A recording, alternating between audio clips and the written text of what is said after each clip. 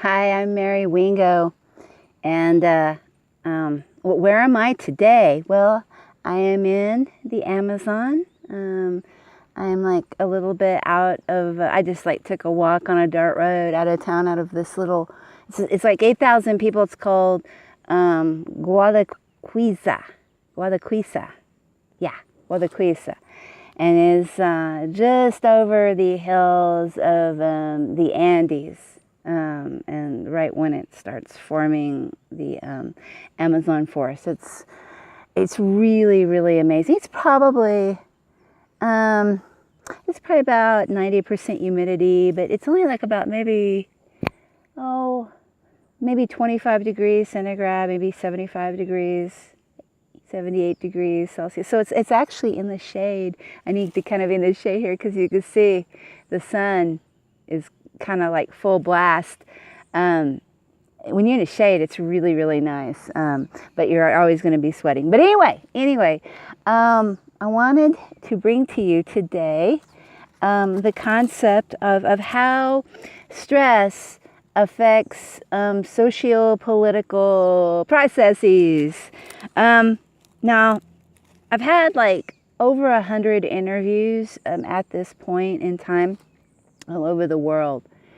And there seems to be, there's a real big preoccupation with what people appear to perceive as toxic levels of stress in their society.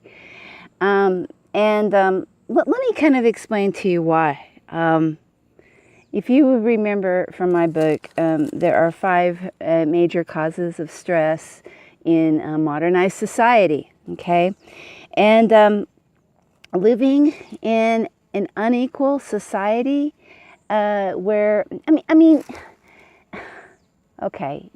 in an unequal society is a very potent inducer of stress-related injury or illness, okay? And it's because you're made to be overly adaptive and overly compliant, with respect to dealing with your environment. That's just kind of summing it up in a nutshell.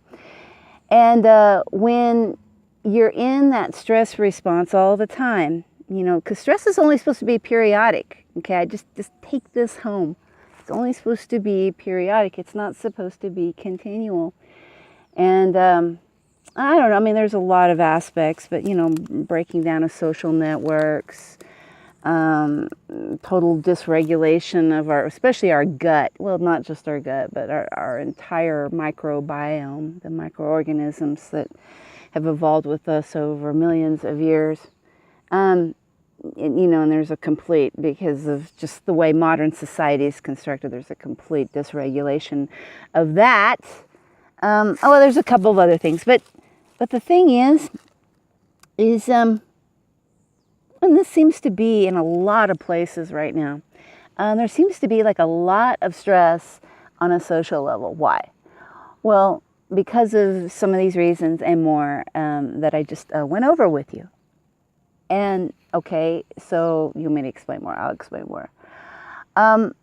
Whenever you have tens of millions, if not hundreds of millions or more, people all undergoing a stress response at the same time, nature has mechanisms of dealing with this. This is a very sort of, this is a very, Darwinian, sort of view on things. Is it helps us, the stress response is just the adaptive response. So Darwin would be really interested in this. Of course, Darwin was in the Galapagos, and Galapagos is part of Ecuador. Maybe it's just really inspiring here. I don't know.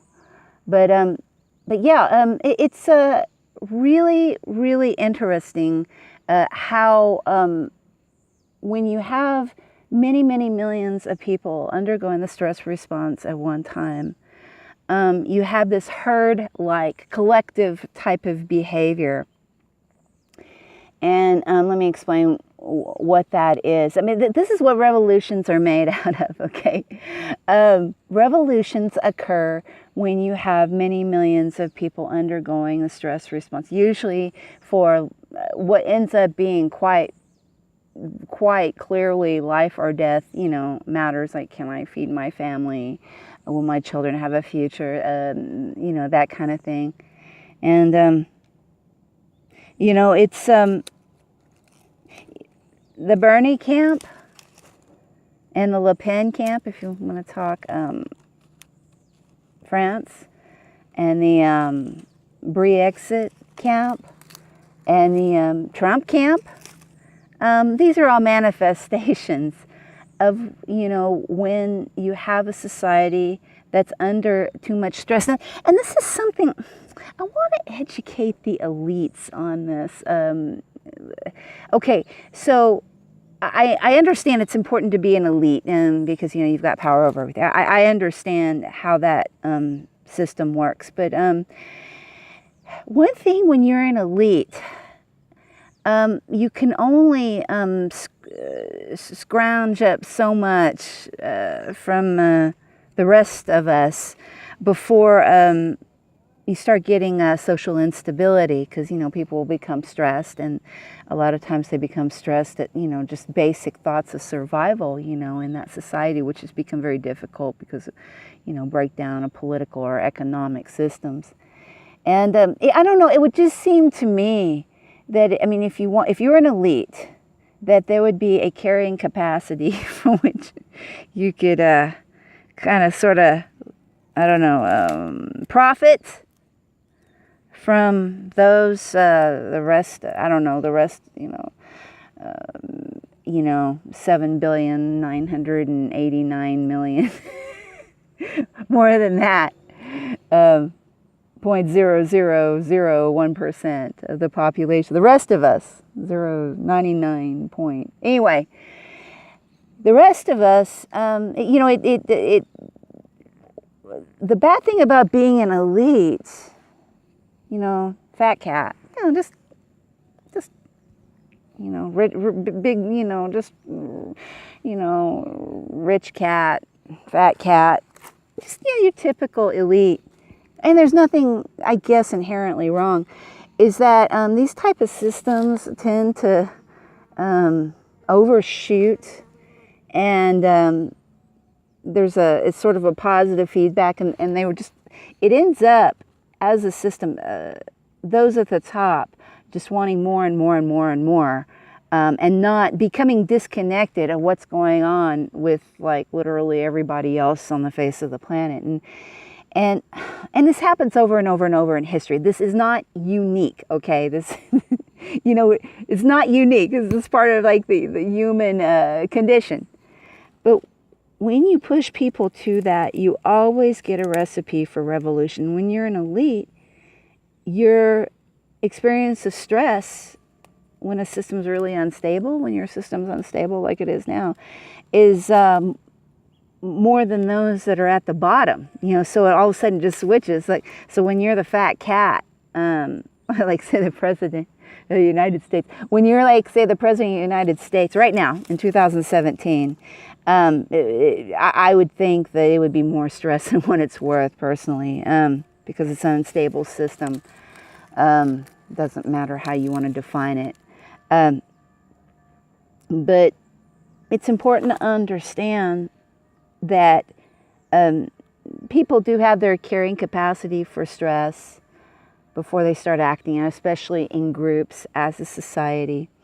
And it's important when you're a leader of any type of hierarchy, like a business, anything, educational institution, whatever, a country, religious organization, whatever it is.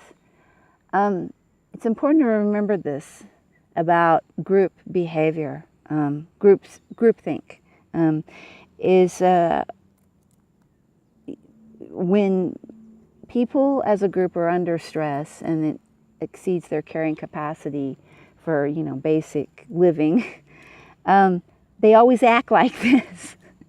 They always, like, elect people like Trump. Trump is just part of a system. It could have been anybody else, but, people were just in a really bad mood, and I can't blame them, and, they wanted change, and my God, they're getting it. So So this is how stress affects us on the sort of kind of macro social level. And I just wanted to kind of go over that. I thought that it was it's kind of important. But yeah, feel free to contact me if you have any questions. Very, very interesting stuff. Then think about it. Well, think about it. And pick up a copy of my book while you're at it. Have a great day. Let me give you.